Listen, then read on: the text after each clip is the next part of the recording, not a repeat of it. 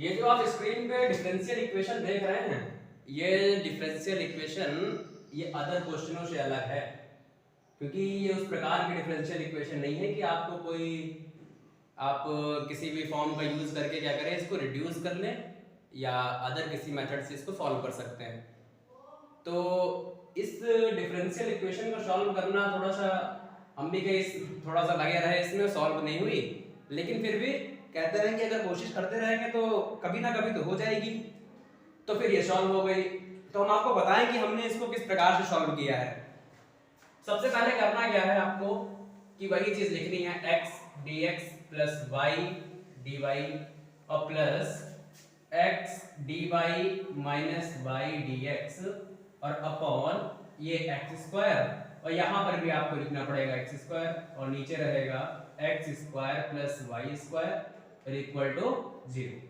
मतलब ये हुआ कि हमने इस वाले टर्म में x स्क्वायर का ऊपर नीचे मल्टीप्लाई कर दिया। क्यों कर दिया है? क्योंकि ये इस प्रकार अगर आप करेंगे नहीं इससे तो सॉल्व थोड़ा सा होना जटिल है ये, इसलिए हमने क्या किया, इसमें x स्क्वायर का ऊपर नीचे मल्टीप्लाई कर दिया। अब फिर क्या करना है? फिर कुछ नहीं करना, इसमें थोड़ा सा और आगे चलेंगे तो बन जाएगा x dx plus y dy और प्लस, अगर देखा जाए तो ये आप देख रहे हैं x dy minus y dx upon x square. तो ये मैं आपको बताऊं कि तो ये लिखा है, देखिए dy अपॉन x, मतलब कि डिफरेंशिएशन अगर आप करेंगे y अपॉन x का तो कुछ आपको इस प्रकार से ये मिल जाएगी। अगर किसी भी, अगर आप देखते हैं यहाँ पे d लगता है, इसका मतलब डिफरेंशिएशन है। डिफरेंशिएशन अगर आप y अपॉन x क्या करेंगे, वो अंश हर वाले रूल से, न्यूमरेटर एंड डिनोमिनेटर वाले रूल से, तो आप इसको आसानी से सॉल्व कर सकते हैं। और क्या बचेगा आपके पास? और आपके पास ये बच जाएगा, ये यहां से चाहे तो आप x स्क्वायर कॉमन ले लें, और x स्क्वायर आप जानते हैं कि जैसे आप x स्क्वायर कॉमन लेंगे तो नीचे से x स्क्वायर चला जाएगा और ये हो जाएगा y अपॉन x का होल स्क्वायर।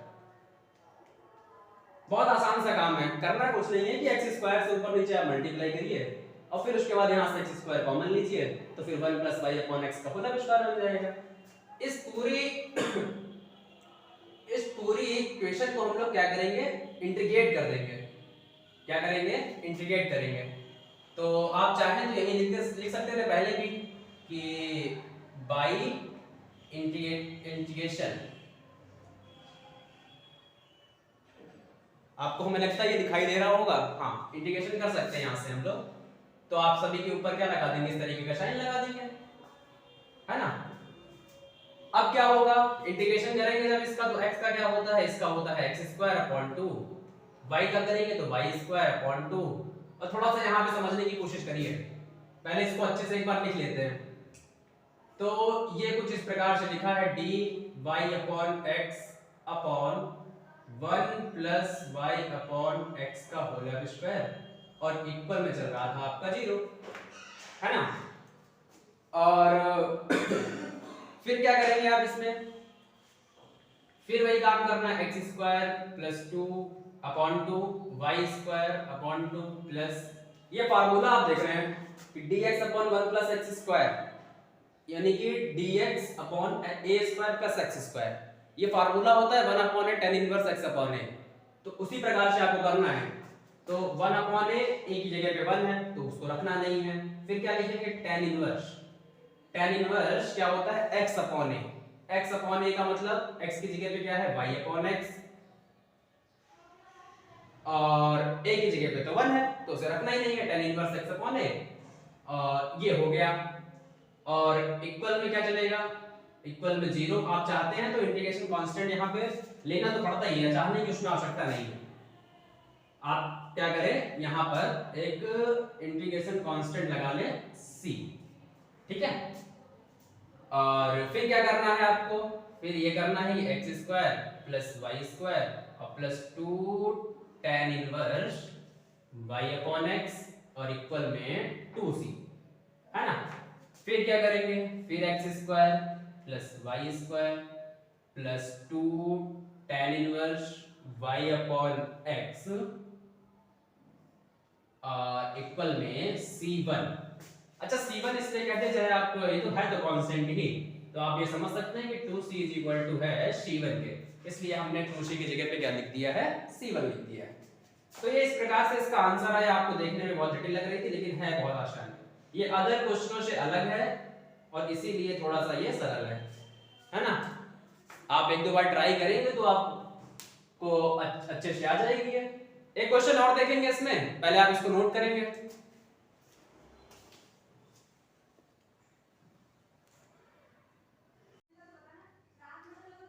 हाँ, दूसरा क्वेश्चन ये है कि dy अपॉन dx e की पावर x माइनस y और ब्रैकेट में लिखा है e की पावर x माइनस e की पावर y। ये वाला क्वेश्चन भी थोड़ा सा देखा जाए तो आसान वैसे देखने में तो नहीं है, लेकिन आप जब करेंगे तो शायद आसान बन जाए और हमें लगता है इसके लिए दूसरे बोर्ड की आवश्यकता पड़ेगी अभी। तो आप इसे कैसे करेंगे तो इसको सीखिए। अच्छा क्वेश्चन है ये, और ये क्वेश्चन आया हुआ है, मैं आपको बताऊं तो यूनिवर्सिटी 2015 में पूछा गया क्वेश्चन है।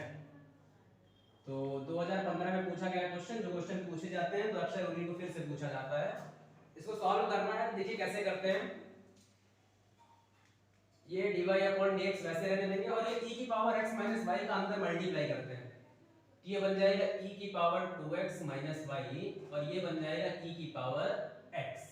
क्योंकि यहाँ पे जो मल्टीप्लिकेशन में पावर ऐड वाला रूल नहीं पढ़ा आपने छोटे पर, उसमें होता क्या है कि e की पावर y में e की पावर माइनस y जोड़ेंगे तो प्लस माइनस से कैंसिल हो जाएगी, सिर्फ e की पावर x बच जाएगा आपके पास। इसके बाद करना क्या है, फिर इसे करना है dy upon dx equal e की पावर 2x अपॉन e की पावर y माइनस e की पावर x। थोड़ा सा इसको और सॉल्व करते हैं और e की पावर y को यहाँ पे मल्टीप्लाई करते हैं, डिनोमिनेटर इक्वल करेंगे और e की पावर y को इधर भेज देंगे। ये बन जाएगा e की power y dy upon dx और ये हो जाएगा e की पावर 2x माइनस e की पावर y और e की पावर x, e की पावर y और e की पावर x। चलिए फिर क्या करते हैं, थोड़ा सा और इसको सॉल्व करेंगे। फिर क्या होगा कि e की पावर y और ये dy अपॉन dx और यहाँ से प्लस में इधर ले आएंगे e की पावर x और e की पावर y को और इधर सिर्फ बचेगा आपके पास e की पावर 2x। ये अगर आपने पढ़ा हो तो लीनियर डिफरेंशियल इक्वेशन की रिड्यूसिबल फॉर्म जो होती थी कुछ इसी प्रकार की बन गई है।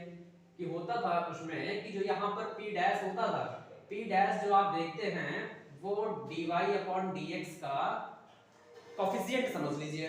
dy अपॉन dx का जो कोफिशिएंट होता है वो अगर आपको डिफरेंशिएट करने पे मिल रहा है किसके, p के डिफरेंशिएट करने पे, तो आप ये समझ लें कि वो linear reducible to linear form की इक्वेशन है। और यहाँ पर थोड़ा सा हम लोग क्या करेंगे, इसी प्रकार से इसको सॉल्व करेंगे।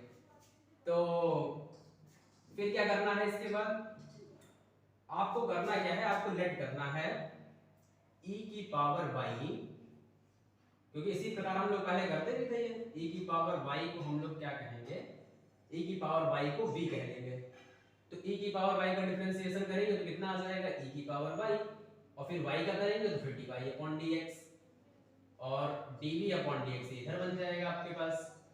बस वैल्यू पुट करेंगे आप लोग यहाँ से e की power y dy upon dx, e की power y dy upon dx की वैल्यू वहां से देखिए v dv अपॉन dx है, तो यहाँ से रख लेंगे dv अपॉन dx और प्लस e की पावर y की जगह पे v पुट कर लेंगे और e की पावर x को वैसे ही रहने देंगे और e की पावर 2x लिखा ही था पहले से। चलिए यहाँ पे लिख देते हैं, लेट किया है ये, क्योंकि आपको ये ना लगे कि कहीं रफ काम तो नहीं हो गया इधर। फिर dv upon dx plus v into e की power x is equal to e की पावर 2x। अब ये आपने बना ली इसको लीनियर फॉर्म में, और लीनियर फॉर्म का क्या तरीका होता है, उसके लिए आपको चाहिए इंटीग्रेशन फैक्टर, और इंटीग्रेटिंग फैक्टर कैसे निकालते हैं वो आप जानते हैं। तो ये हो जाएगा इंटीग्रेटिंग फैक्टर आपका e की पावर p dx। अब p dx का मतलब क्या हुआ, यहाँ पे dv है सामने उसके v है, तो मतलब जो उसका कोफिशिएंट बचा है वही क्या हो जाएगा, उस p डैश की वैल्यू हो जाएगी। तो इसको हम ऐसे लिख देंगे e की पावर x और dx आपको लिखना पड़ेगा क्योंकि dx के x के रिस्पेक्ट में आपने डिफरेंशिएट किया है इसको। तो ये कुछ इस प्रकार से बन जाएगा e की पावर x। थोड़ा सा पढ़ने का तरीका देखिए, e की पावर x है ना। अब ये आपके पास अगर इंटीग्रेटिंग फैक्टर आ गया तो और आसान काम बन गया। तो क्या होता है सॉल्यूशन इसका क्या निकलता है कि जो आपके पास ये dy अपॉन dx कर रहे थे, dv upon dx plus v into e की पावर x। तो ये dv है, यहाँ पर v था, यहाँ पर y होता तो फिर यहाँ पर भी y होता। तो जब सॉल्यूशन निकालते हैं तो वही काम करते हैं। तो क्या लिखेंगे, v इंटू इंटीग्रेटिंग फैक्टर आपका आ गया है e की पावर x, और इक्वल में इंटीग्रेट करना होता है जो q की वैल्यू है। q की वैल्यू कितनी है, q की वैल्यू है e की पावर 2x, और इंटीग्रेटिंग फैक्टर आपके पास था e की पावर x, और नीचे ये रहेगा dx, और यह रहेगा इंटीग्रेटिंग कांस्टेंट। थोड़ा सा इसको और सॉल्व करें तो कुछ हमको ये मिल जाएगा v इंटू e की पावर x, और ये मिल जाएगा e की पावर x, और e की पावर 2x को थोड़ा सा तोड़ते हैं तो e की पावर x और e की पावर x और dx प्लस c। इतना काम कर लिया हम लोगों ने। ये चीज आपको दिखाई दे रही है? शायद दिखाई दे रही है, नहीं दिखाई दे रही है तो आप हमें बताएंगे कि कहाँ पे नहीं समझ में आया। वैसे दिखाई दे रही होगी ये। तो v इंटू e की power x equal integration e की पावर x और e की पावर x इंटू e की पावर x और dx प्लस c। थोड़ा सा ऊपर वाले को रफ करना पड़ेगा, और फिर चलिए 2015 वाले को रफ करते हैं। ये क्वेश्चन लगा रहेगा तो आपको समझ में ज्यादा आएगा। फिर यहां पे करते हैं इसको। चलिए फिर क्या करना है, v की वैल्यू आप चाहे तो यहां से रखिए। v की वैल्यू कितनी है, e की पावर y, तो आप रख लेंगे यहां से e की पावर y, और पहले से आपके पास क्या है, e की पावर x। इस पूरे सवाल में e की पावर ही सब चल रहा है। e की पावर y इंटू e की पावर x, और इक्वल, थोड़ा सा यहां पर समझिए, e की पावर x को हम लोग यहां पे लेट करेंगे t। तो e की पावर x को मैं लेट कर लूं t। चलिए यहां पे लेट करके दिखाता हूं आपको थोड़ी सी जगह में। तो e की पावर x को अगर आपने t कह लिया तो जब इसका डिफरेंशिएशन करेंगे तो बनेगा e की पावर x और e की power x dx equal to dt। तो आप वैल्यू पुट करिए, e की पावर dx dt, इतने की वैल्यू t हो गई, और e की पावर x की वैल्यू t है। तो बस हो गया। करना क्या है कि ये देखिए e की पावर t, नहीं e की पावर t नहीं होगा, क्योंकि आपने e की पावर x की ही वैल्यू सीधे t कर ली है ना, तो फिर आपको वो लिखना ही नहीं है। फिर e की पावर x की वैल्यू फिर से t है, और फिर e की पावर x और dx जो है वो dt है आपका। तो इसको मैं ऐसे लिखूं, e की पावर t। आपको दिखाई दे रहा है, यहां से नहीं दिखाई दे रहा। चलिए इसको इधर सॉल्व करते हैं। हमें लगता है वहां पे हो नहीं पाएगा, क्योंकि अभी आपको पार्ट ऑफ इंटीग्रेशन भी करना पड़ेगा उसको फैक्टर, तो फिर वहां पे लंबा हो जाएगा प्रोसेस। हाँ, इसको मैं रफ करता हूं क्वेश्चन को। इस क्वेश्चन को चलिए मैं रफ करता हूं, और फिर इसको सॉल्व करेंगे, बस इतने में और हो जाएगा।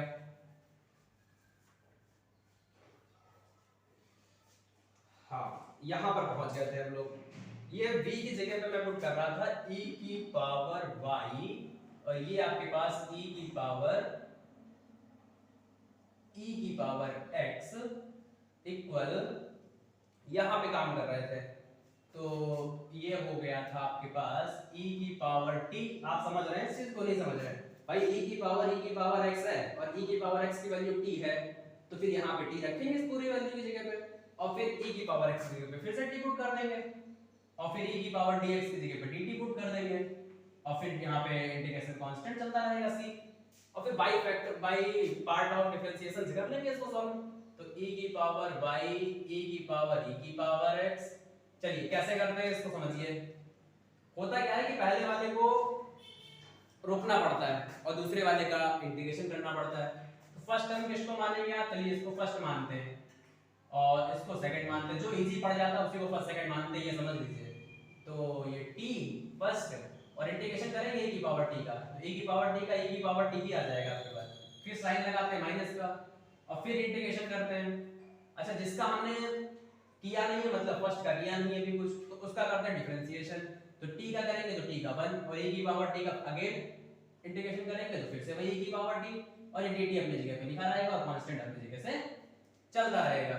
फिर ये e की पावर y, e की पावर x, फिर t इंटू e की पावर t, और फिर यहां से फिर से करेंगे तो e की पावर t, और फिर ये dt अपने आप हट जाएगा, और प्लस c, थोड़ा सा वैल्यू फिर से पुट करेंगे तो e की पावर y, e की पावर x, और फिर ये t की वैल्यू क्या थी भाई, t की वैल्यू e की पावर x है, तो e की पावर x, तो e की पावर x नहीं e की पावर x, और t की वैल्यू देखिए, t की वैल्यू है e की पावर x, मतलब e की पावर x, और फिर ये e की पावर x और प्लस c, e की पावर x को एक साइड ले आइए तो ये बचेगा आपके पास e की पावर y, e की पावर x माइनस e की पावर x, और e की पावर x और प्लस e की power x equal c constant है आपका। यहां से कुछ चीज आपको कॉमन दिख रही होगी, वो चीज कॉमन क्या दिख रही है, वो चीज कॉमन दिख रही है e की पावर x, क्या दिख रही है e की पावर x। थोड़ा सा एक मिस्टेक यहाँ पे हम लोगों ने की है कि e की पावर जो t थी, और यहाँ पे हम लोगों ने क्या किया कि t की वैल्यू x पुट कर दी है, तो ये t की वैल्यू तो e की पावर x थी ना, तो यहाँ पे आप समझेंगे तो ये क्या हो जाएगी, ये हो जाएगी e की पावर x। चलिए अच्छे से लिख देते हैं इसको फिर से, ये हो जाएगी e की पावर x, और फिर जब इधर लेके आएंगे तो ये हो जाएगा आपके पास ये e की पावर x। हमें लगता है आप ये समझ गए होंगे, नहीं अगर समझ में आए तो फिर से आप देख लें, ये e की पावर t है तो e अपनी जगह पर ही है, और t की वैल्यू क्या थी e की पावर x, तो मैंने पुट कर दी। अब करना क्या है, अब इसका आंसर लिखना, लास्ट लाइन लिखनी है, वो कैसे करनी है आपको देख रहे होंगे, इन सभी टर्मों में e की पावर x कॉमन मिल रहा है, तो हम लोग क्या करेंगे e की पावर x कॉमन ले लेंगे, और हमारे पास बचेगा e की पावर y माइनस और e की पावर x और प्लस, ये जब पूरा टर्म निकल जाएगा तो 1 बचेगा, और इक्वल में कांस्टेंट चलता रहेगा, और जो आप देख रहे हैं लास्ट लाइन वही क्या है, इस डिफरेंशियल इक्वेशन का सॉल्यूशन है। तो हमें लगता है आपको समझ में आ गया होगा, और अगर समझ में नहीं आए तो आप बताएंगे तो किसी वीडियो के माध्यम से दूसरे मैं आपको फिर से कोशिश करूंगा समझाने की। क्वेश्चन देखने में थोड़ा सा जटिल है लेकिन करना थोड़ा सा आसान है, आप प्रैक्टिस करते रहेंगे तो आता रहेगा ये। चलिए इसके बाद नेक्स्ट आपको वीडियो मिलेगी, वो मिलेगी differential equation of order 1 and degree more than 1, मतलब कि डिग्री उसकी एक से ज्यादा हो सकती है लेकिन उसका ऑर्डर जो होगा वो क्या होगा, वो एक ही होगा। तो ऑर्डर और डिग्री अगर आपको नहीं पता है तो आप हमारे चैनल पे जाइए और उस पर देखिए कि ऑर्डर और डिग्री क्या होती है ना, और पढ़ाई करते रहेंगे। All the very best.